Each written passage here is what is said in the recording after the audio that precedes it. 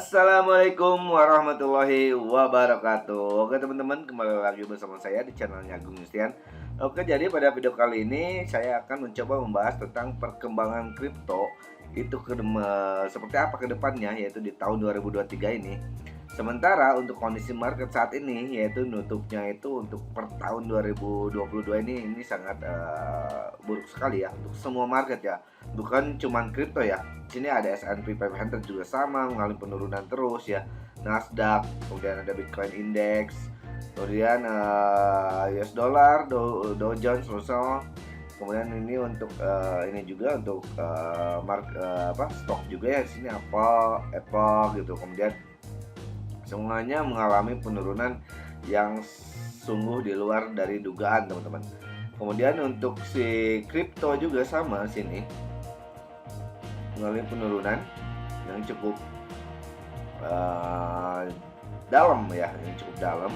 Kemudian untuk forex juga untuk US dollar terus menguat ya, terus menguat. Kemudian kalau misalkan kita coba lihat dari segi future atau misalkan emas itu menguat itu yaitu di sekitaran bulan November ya, awal November sampai sekarang itu terus mengalami penguatan. Sementara untuk silver yaitu untuk perak yang mengalami penurunan juga. Kemudian untuk Brent oil sempat turun lama, kemudian dia di per Desember ya, per awal Desember mengalami lagi kenaikan untuk minyak mentah itu. Kemudian untuk gas juga sama, hampir sama dengan untuk gas mengalami penurunan. Kemudian untuk pangan juga jagung sama Bitcoin juga sangat boring kalau kita lihat marketnya ya, semakin menipis. Oke teman-teman. Kemudian kalau misalkan kita coba lihat dari segi dari segi heatmap Bitcoin sekarang itu untuk daily ya, performance daily di sini masih dalam kondisi sideways. Nah, bentuknya jelek untuk di akhir tahun ini. Itu di akhir tahun sekarang itu ada di tanggal 31 Desember 2022. Dan nanti malam itu akan ada tahun baru menjelang pergantian tahun menjadi tanggal 1 Januari 2023. Kondisi market pada saat ini adalah seperti ini teman-teman. Ya, oke, ini untuk market saham di Indonesia seperti ini ya. Cukup buruk gitu. Kemudian ini untuk dari Dow Jones juga sama seperti ini. Kemudian ini juga dari Nasdaq juga seperti ini, masih dalam kondisi boring. Ini untuk S&P 500 juga sama.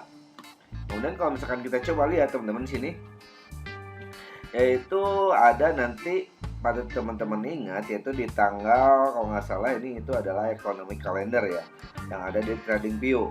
Di sini itu tadi saya coba lihat yaitu di tanggal 5. Ini tanggal 5. Nah, ini di area sini ada nanti di tanggal 5 itu ada initial jobless claim ya.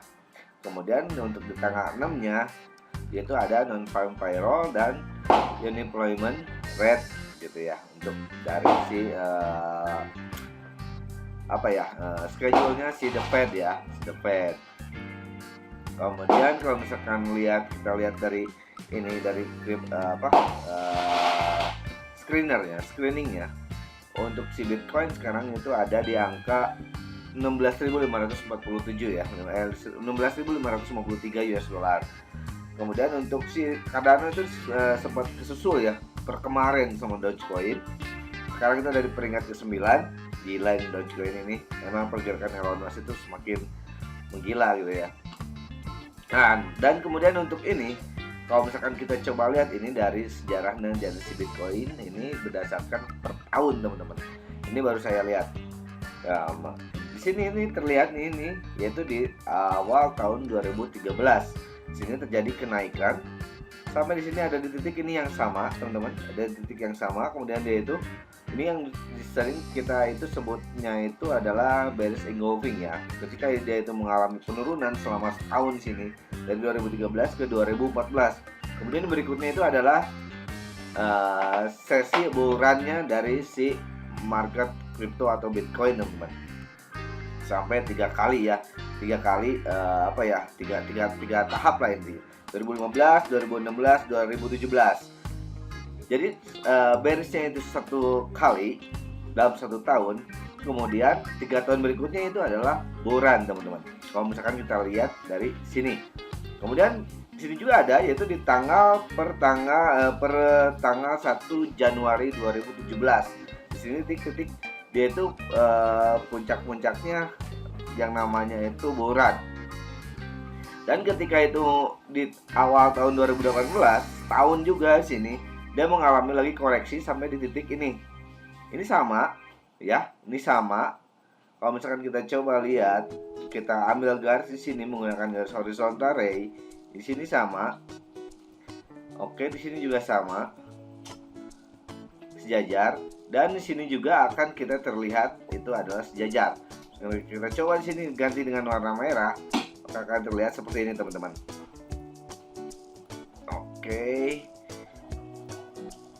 Oke, nah seperti ini, teman-teman.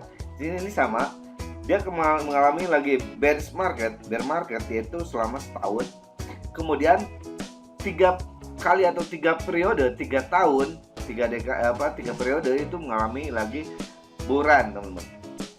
Dan kalau misalkan kita coba lihat di sini, ya, ini itu adalah setahun, ya, setahun dari 1 Januari 2022. Apakah nanti di tahun 2023 adalah menjadi ajang burannya lagi sih untuk si kripto gitu ya.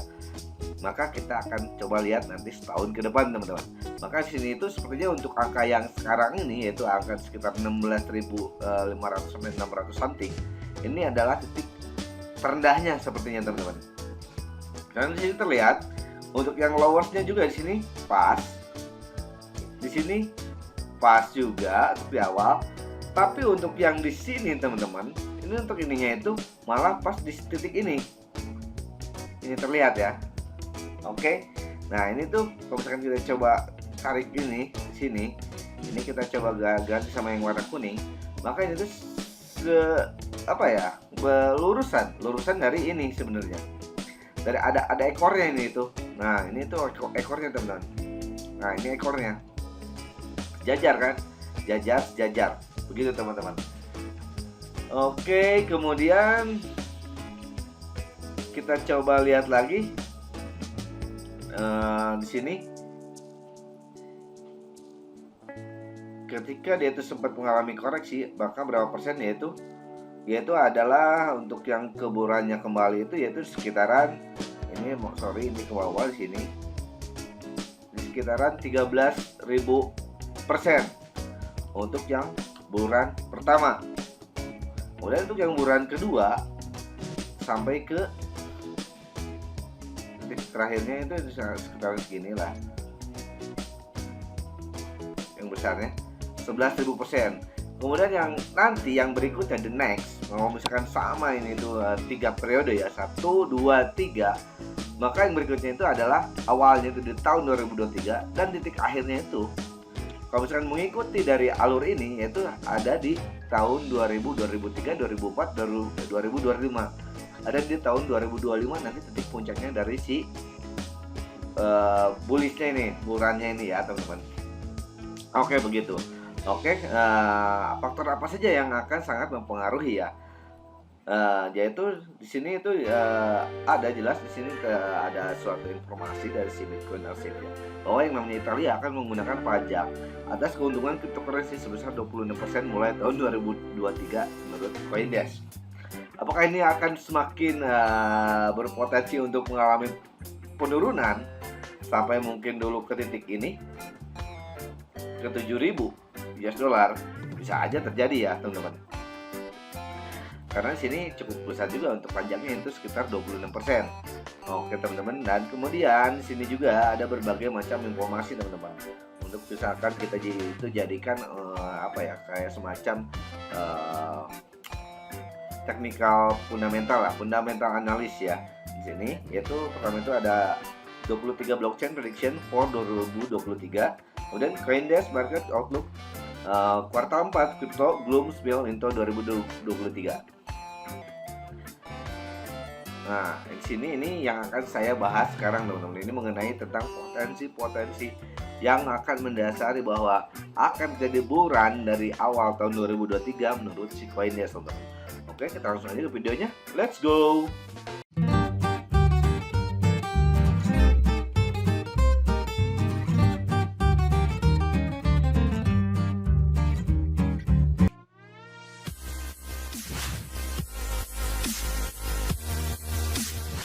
Oke teman-teman, di sini kita coba lihat sini ya. Ini ada beberapa opini ya menurut si coindesk.com di sini.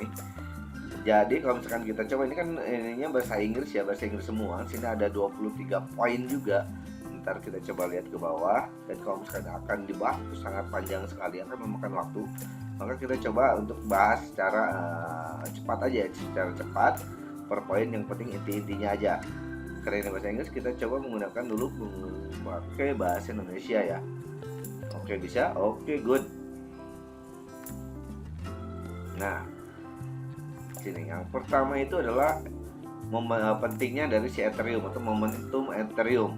Jadi si Ethereum itu di sini pada tahun 2023 Ethereum akan terus menjadi blockchain lapisan pertama yang paling banyak diadopsi, dikembangkan secara luas dan padat modal.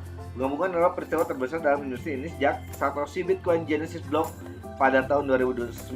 Perkembangan yang lebih bernuansa tetapi sama pentingnya akan diluncurkan di Ethereum pada tahun 2023, mendorong adopsi dan modal yang lebih besar dalam efek roda gila yang akan menempatkan Ethereum sebagai pemimpin di benteng yang berikutnya sebelum running ya, atau sebelum berjalan.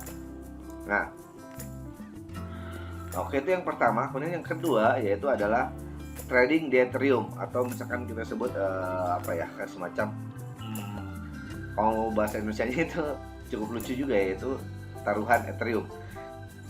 Kemudian sini pada tahun 2023 kita akan melihat inovasi berkelanjutan dalam mempertaruhkan Ethereum karena modal mencari bentuk khas yang lebih aman dan pembaruan di masa mendatang memungkinkan penarikan saham. Agent Layer adalah proyek pertaruhan yang sangat inovatif. Agent Layer menyediakan keamanan sebagai layanan kripto ekonomik untuk Rollup, Bridge, dan Oracle. Agent Layer memungkinkan proyek-proyek ini memanfaatkan keamanan yang mempertaruhkan Ethereum untuk menambah atau melengkapi keamanan yang disediakan oleh token asli pada tahun 2023. Agent Layer berencana meluncurkan protokol staking ulang dan middleware pertama yang menggunakan mekanisme staking ulang yang disebut dengan Agent DA atau ketersediaan data. Peningkatan staking ETH pada tahun 2003 akan membuka permintaan akan utilitas yang lebih bernuansa dari validator, staker, dan proyek yang dibangun di atas Ethereum, mempertaruhkan inovasi seperti Agent Layer dan lainnya akan terus menyalurkan utilitas dan modal ke lapisan dasar di Ethereum, menciptakan roda gila adopsi dan utilitas yang akan terus menetapkan Ethereum sebagai lapisan penyelesaian global untuk Web3. Ini yang kedua. Jadi si Ethereum itu sekarang itu lagi mengembangkan gila-gilaannya, bahkan kemungkinan untuk teknologinya itu akan lebih canggih dibandingkan dengan yang namanya itu Bitcoin. Karena apa? Ethereum itu sekarang itu sedang banyak dipakai ya untuk ke teknologi digital, teman-teman. Nah, kemudian sini ada yang namanya itu prospek Fed. Nah, jadi menurut si The Fed akan merubah Dovish yang menyiapkan panggung untuk pasar bull kripto berikutnya di kuartal 3 2023. Kenapa?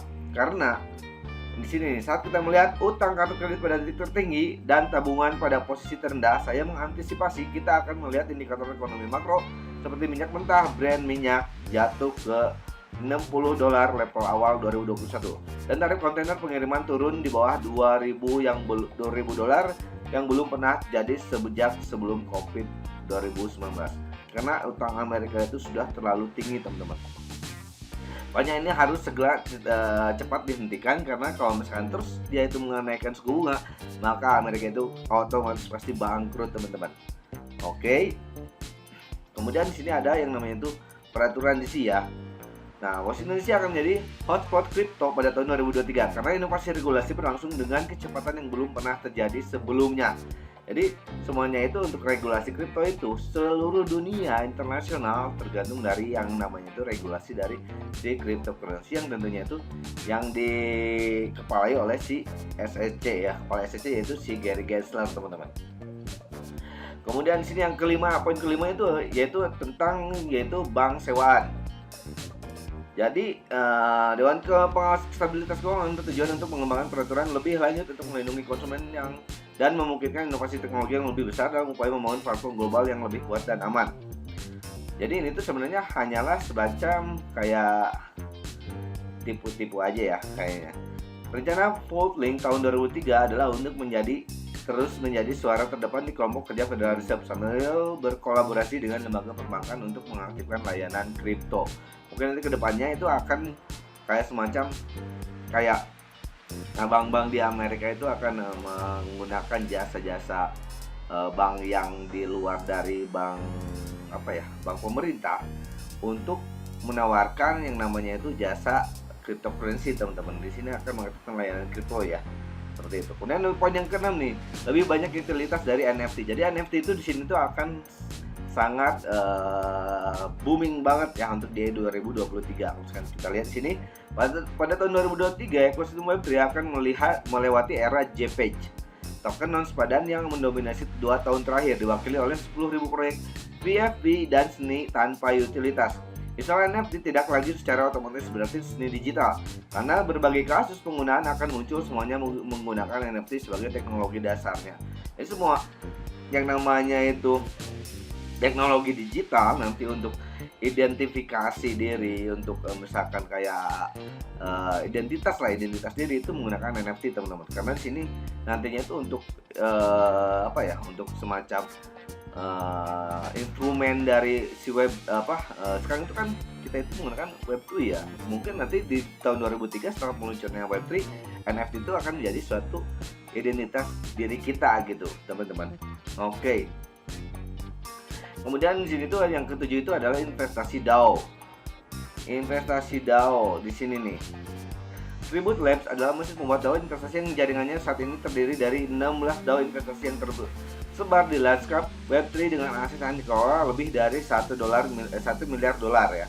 DAO ini telah menetapkan kerangka kerja yang akan berfungsi sebagai cetak biru untuk kumpulan DAO investasi yang muncul pada tahun 2023. Setiap DAO dibatasi hingga 99 anggota, mencapai keseimbangan antara keragaman anggota dan kemampuan relatif untuk membuat keputusan cepat dan mengalokasikan modal secara efisien. Tribute Labs akan memperkenalkan lebih banyak DAO pada tahun 2023. AI, Deski ya, Urbit dan lainnya terus membangun praktek terbaik dan meningkatkan dampak investasi dari si DAO. Jadi semuanya itu kayak semacam teknologi digital. Nanti kedepannya kayak semacam AI itu akan menggunakan DAO, teman-teman, karena di sini itu untuk dasarnya itu menggunakan Web3, teman-teman. Kemudian di sini nih, yang poin ke-8, Filecoin masa depan. Nah, jadi Filecoin masa depan itu protokol tersebut menulis smart contract pada kuartal pertama 2023 melalui Filecoin Virtual Machine (FVM). Sebuah pemutakhiran on-chain penting akan membuatnya menjadi protokol lapisan pertama yang sepenuhnya matang. VVM akan meningkatkan kecanggihan layanan penyimpanan Filecoin sambil membuka seluruh kasus penggunaan baru untuk ruang Web3. Hingga saat ini, smart contract lapisan pertama lainnya berfokus pada beberapa kasus penggunaan keuangan terdesentralisasi atau DeFi, NFT, game, dan sebagainya. Apa yang membuat smart contract di Filecoin unik adalah kemampuan untuk memasarkan penawaran Web3 ini dengan layanan dunia nyata seperti penyimpanan dan komputasi yang disediakan oleh pasar terbuka. Saya berharap ruang Web3 akan dengan penuh semangat mengantisipasi kedewasaan Filecoin dan menjelajahi pembangunan secara natif pada protokol tahun depan. Jadi yang udah ini tuh selain Ethereum berarti ada mungkin nanti akan dibangun yaitu Filecoin ya. Kemarin udah yang baru itu yaitu ada Brave ya, ada Brave dari si Bet ya, Coinbet itu Brave ya untuk Web3-nya. Kemudian sini nih, poin 9, reputasi Web3. Nah, reputasi akan muncul kembali sebagai inovasi mendasar di Web3 saat banyak proyek reputasi diluncurkan. Pada tahun 2023, tahun kemajuan di bidang identitas dan reputasi yang terdesentralisasi akhirnya akan mencapai puncaknya. Sistem ini akan mulai menjadi infrastruktur penting yang menopang sebagian besar interaksi dan transaksi kita, terutama di Web3. Segera Anda akan dapat membangun reputasi sempurna Anda di satu aplikasi dan menerapkan ke aplikasi lain. Sistem identitas dan reputasi yang terdesentralisasi kemungkinan hal ini dengan mengambil pendekatan identitas yang lebih holistik melalui agregasi data platform agnostik dan berpusat pada pengguna. Proyek seperti institusi mendorong batas-batas di depan identitas dan dengan memberi insentif pengesahan poin data yang menarik dan menggabungkan pengesahan ini ke dalam proses derivasi identitas. Intuisi mampu memberikan pandangan yang lebih komprehensif tentang siapa dan apa hal-hal adalah hal ini penting dalam memungkinkan manusia untuk berkoordinasi dalam skala global yang terdesentralisasi. Jadi dengan yang namanya itu Web3, jadi ini sistemnya itu bukan kayak semacam diatur oleh suatu institusi. Kalau misalkan bukan bahasa secara komputerisasi, kan itu yang namanya itu desentralisasi ya. Antara bahasa kitanya itu yaitu secara transparan lah kalau misalkan ini itu. Jadi semuanya itu akan nggak akan masuk ke yang namanya itu suatu institusi, teman-teman. JK semuanya, bersiaplah untuk pemanggilan JK segalanya karena teknologi privasi muncul dari bukti konsep akademik hingga teknologi yang dapat digunakan dan dapat diskalakan, katanya nih. Kunci keberhasilan JK pada tahun 2003 adalah akses ke pengembang Web3 yang ada. Gitu, ini masih belum tentu ini. Kemudian ini yaitu Cosmic ya, tentang kosmos, yaitu koin atom ya, atom. Jadi pada tahun 2003 PC Cosmos akhirnya akan diadopsi secara massal nih katanya ya. Cosmos bukanlah blockchain tetapi galaksi dan rantai yang saling berhubungan. Yang penting semua rantai menggunakan standar komunikasi antar blockchain. IBC sebuah teknologi yang dirancang untuk meniru inovasi awal lapisan TCP atau IP di Web 2. Bagi peretas jahat, jembatan telah mewakili vektor serangan yang paling menguntungkan dengan total 2,5 miliar US dollar sejak tahun 2020 meski memiliki lapisan komunikasi standar yang masuk akal. Jadi Cosmos ini sebenarnya ini dia itu apa ya di India ya, di India, tapi tahun 2023 itu akan diadopsi massal katanya. Ini gila nih. Ini berita ini sungguh kayak, berarti ada Cosmos, kemudian Ethereum, kemudian yang tiga itu Filecoin ya. Filecoin, kemudian ada yang namanya itu BET ya, Coinbet.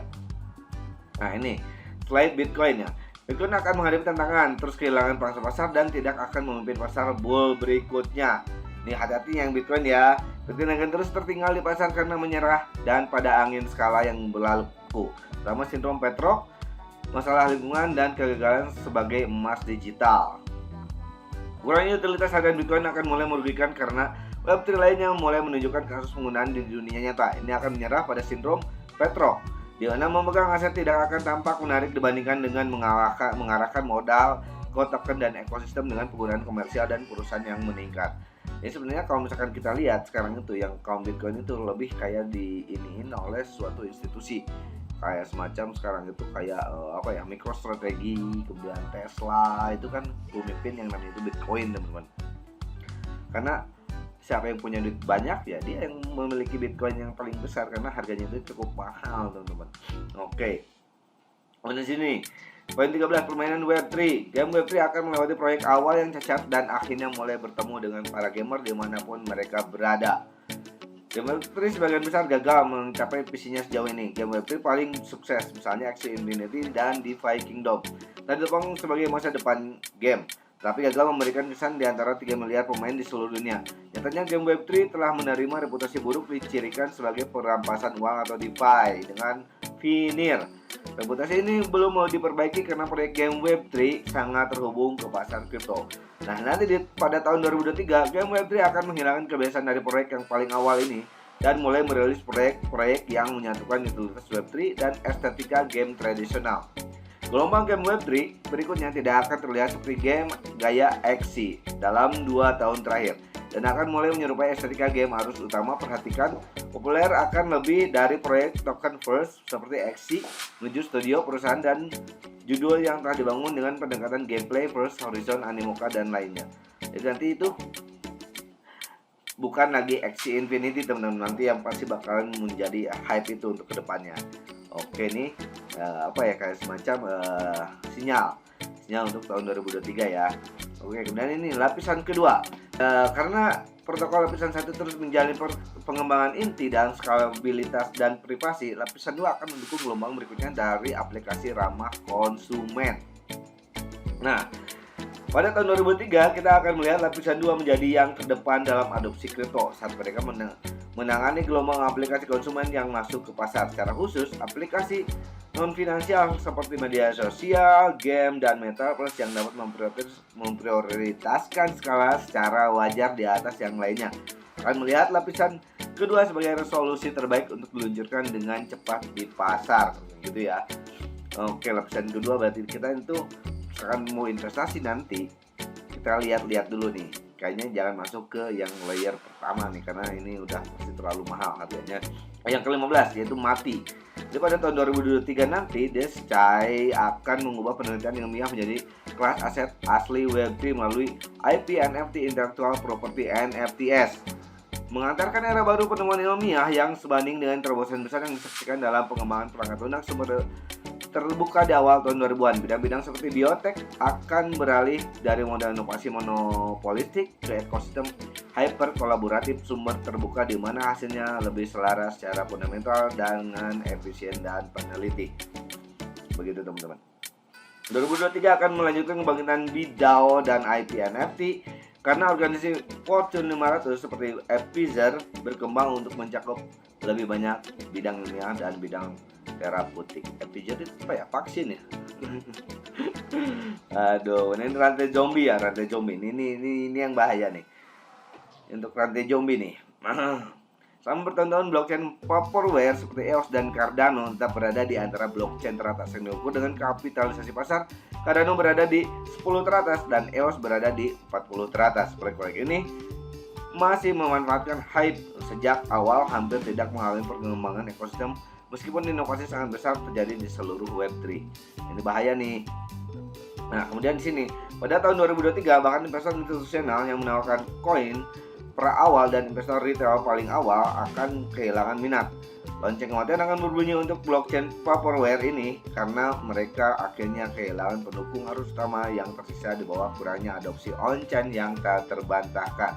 Hati-hati nih untuk yang Cardano ya, untuk ada geng Cardano itu harus hati-hati ya, harus melihat ya, karena ini akan sangat bahaya. Fokus pada reputasi dan identitas ini akan meningkatkan pada tahun 2023 bersamaan dengan peningkatan regulasi dan perlindungan konsumen untuk penggunaan device tidaknya DAS. Kredensial yang dapat diverifikasi akan menjadi standar data untuk kredensial dan pengesahan off-chain dengan fokus pada opsi gratis murah dan mengutamakan privasi yang dapat diungkapkan secara selektif oleh pengguna. Di mana solusi ini akan muncul, kita dapat melihat iterasi pertama dari sistem reputasi terukur yang dibangun menggunakan alat seperti MetaMask, Snap, DID dan PC ya, VC ya, video call kayaknya ya. Jadi identitas terdesentralisasi. Mungkin nanti untuk apapun ya yang ada di Web3 itu setiap setiap pendaftarannya atau misalkan registernya akan menggunakan sistem KYC ya, yang biasanya kita lakukan misalkan di Binance atau misalkan di Bybit atau misalkan di toko kripto kayak gitu. Begitu teman-teman. Kemudian nih, penjualan kripto belum berakhir, poin 18. Nah, gini. Jadi gejolak yang kami lihat di kripto sejak Mei 2002 belum berakhir. Masih ada mayat yang terkubur yang dapat ditemukan dari akses dan dorongan tahun-tahun sebelumnya. Banyak orang dan perusahaan telah berhasil mengaburkan eksposur mereka, tetapi tidak akan dapat melakukannya lebih lama lagi. Pada akhirnya, baik untuk ekosistem sayangnya ini berarti lebih banyak uang konsumen yang akan hilang, lebih banyak kepercayaan yang dikhianati, dan lebih banyak kritik dari luar. Teruslah membangun untuk masa depan, tetapi bersiaplah untuk lebih banyak kejatuhan dalam waktu dekat. Mungkin kayak kejadian yang kemarin, kayak misalkan Terra Luna, kemudian apalagi ya, Terra Luna, FTX, kemudian apalagi ya, ini tuh ya, seperti itulah teman-teman. Pasti akan ada lagi nanti menurut dia di sini penjualan kripto belum berakhir, katanya akan ada banyak yang mati, mungkin akan banyak lagi untuk berbagai macam yang akan bangkrut lah, intinya seperti itu. Mungkin lebih banyak lagi daripada tahun 2022, tapi akan lebih banyak lagi yang hal-hal yang baru yang akan lebih tinggi lagi gitu. Pengembangan sumber terbuka, poin ke-19.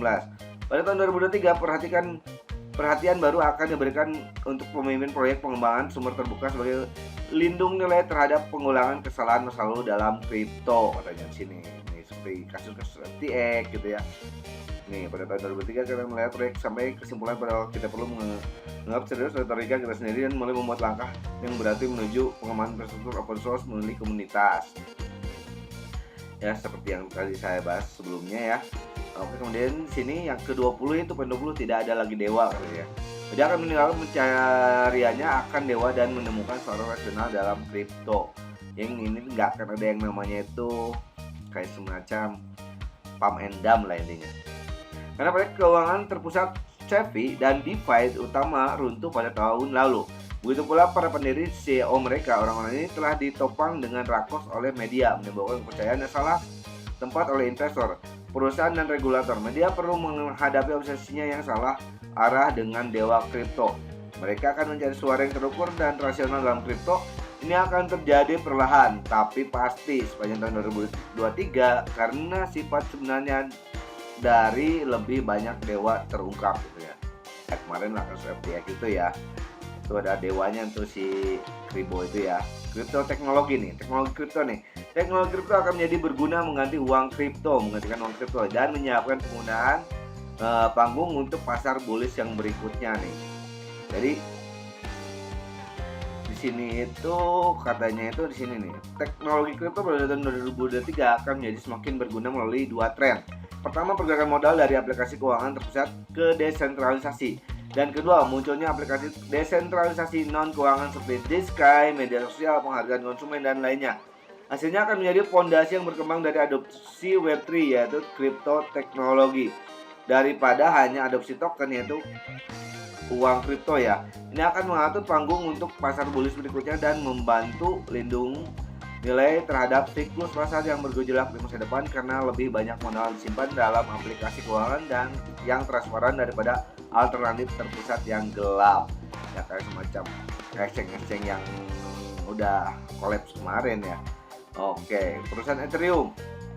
Dan 2023 kita akan melihat decoupling hebat dan pencepatan adopsi Ethereum oleh perusahaan seperti yang dijalankan oleh Paul Brody. Decoupling hebat adalah ketika proporsi nilai Ethereum sebagai platform komunikasi untuk perusahaan akhirnya terpisah dari fokus pada penghargaan pada harga Ethereum dan spekulasi keuangan katanya. Jadi Ethereum itu telah melakukan